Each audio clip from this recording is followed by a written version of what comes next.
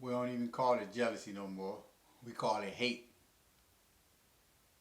And the people who we used to consider to be jealous, we just simply call them haters now.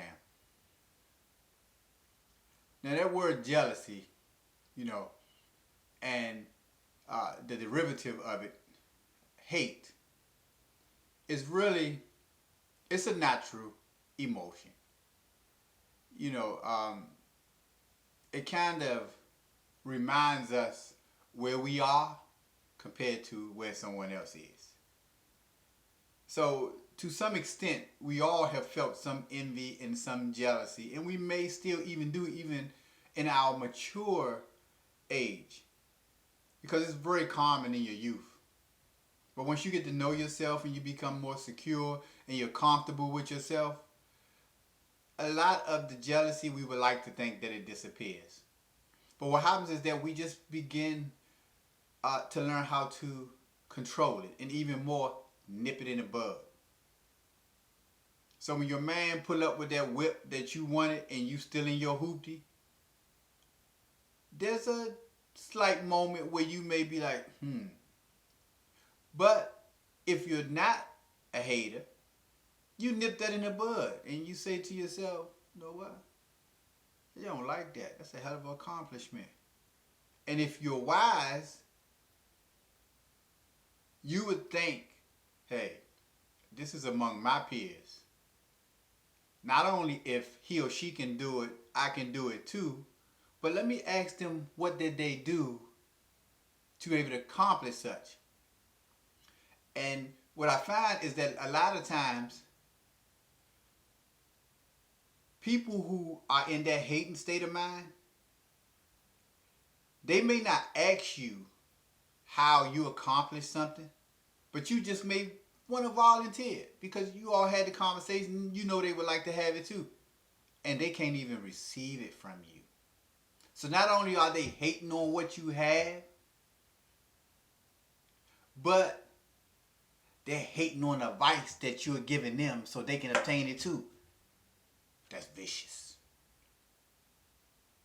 But yet, somebody around the corner, across town,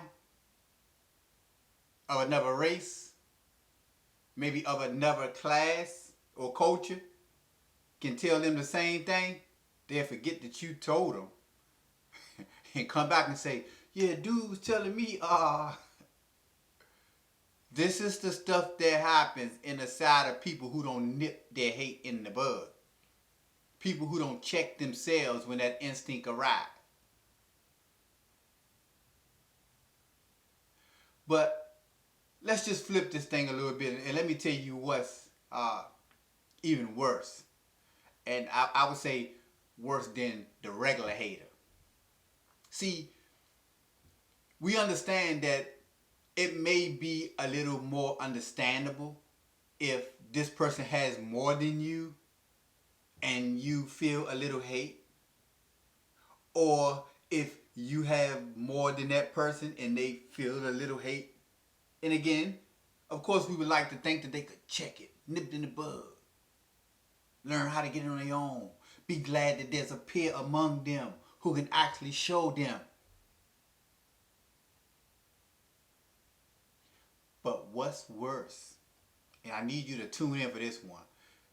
Put your ear real close, because, yeah, you going to feel this one, is when the hater is the person who has the most. That's wild, right? You talking about, I'm pushing my hoopty, you in a foreign. I'm renting an apartment, you got a single family with a mortgage. I'm making 70 a year, you in the hundreds.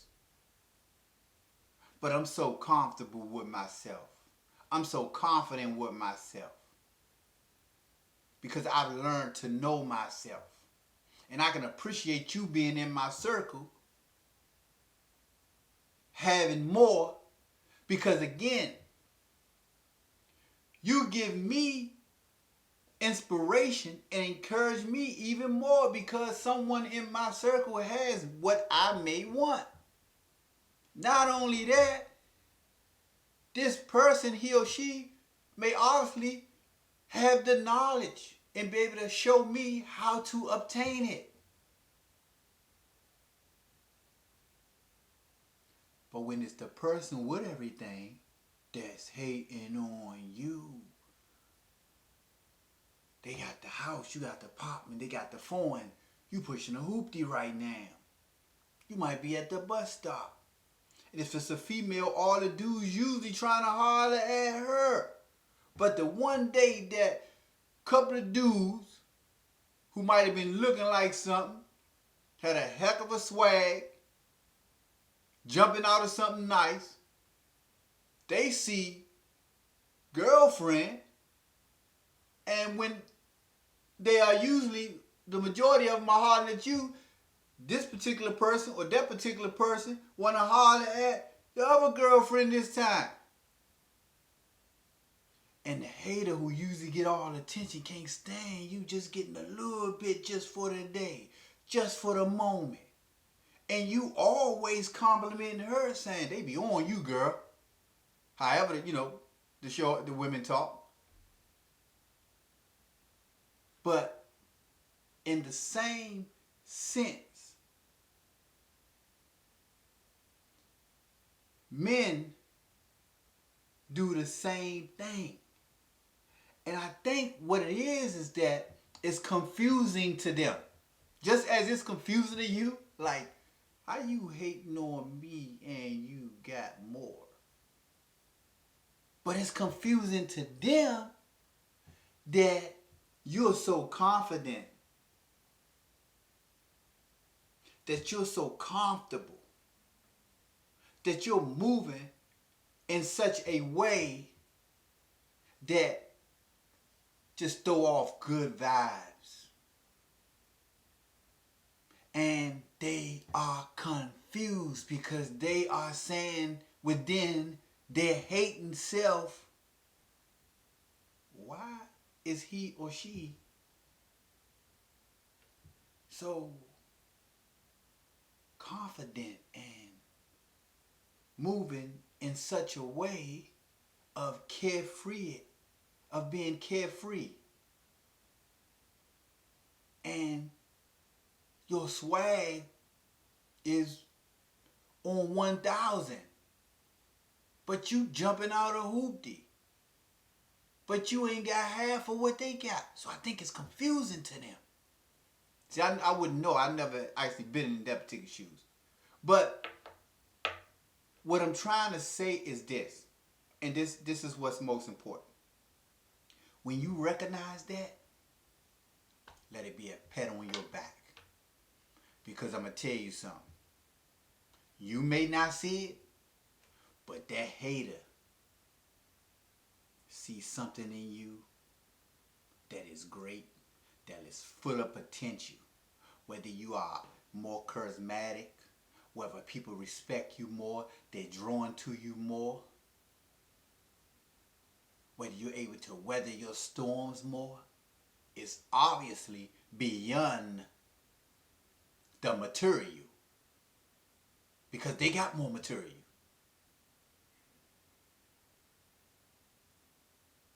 It could be just your looks, and shame on them. Because it's our job as individuals to brace what God gave us. God ain't He didn't give nobody everything. But He gave everybody something. And you have to find out what you got, and you have to embrace it.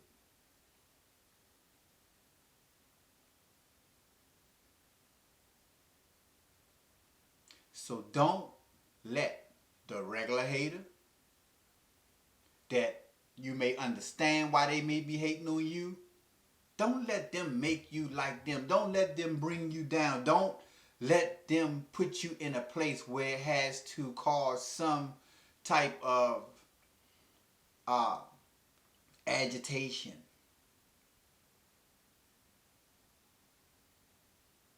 But if they are close enough to you, Try to embrace them and help them to understand that it's unnecessary. We on the same team. And if it's that unusual hater who has everything compared to your minimal, let it boost you to be even more confident, knowing that it must be something great. Try to see what they see. Because that is ridiculous.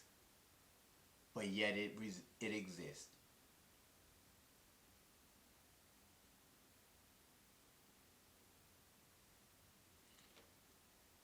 Deal with your hate.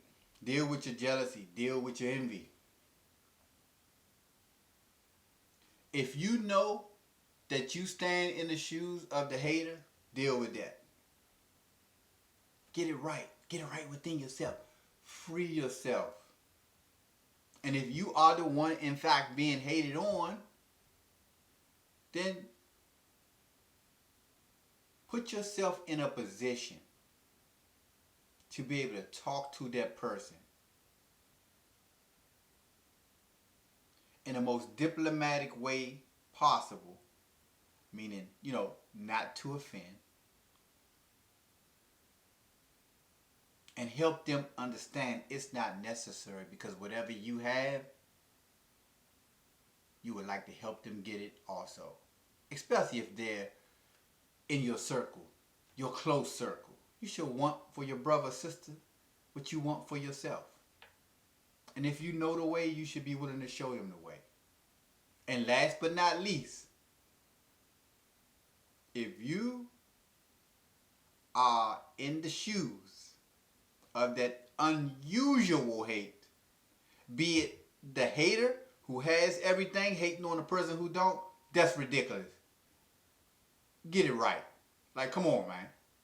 How you gonna hate on this person and they got less than you? But if you are the person being hated on who has less, again, run with that. Take that and run. Because there's something great in you. Let's dig within ourselves. Let's put this stuff out here. Let's talk about it. Let's talk about it on a level that it hasn't been talked about before. Because it is real. It's destroying friendships. It's destroying long-term friendships. And if we don't break the cycle, we're creating a culture where our youth are going to come behind us, think that's normal, and guess what? The cycle. And it's a downward spiral. It'll just continue. Face yourself. Face your fears. Break the cycle.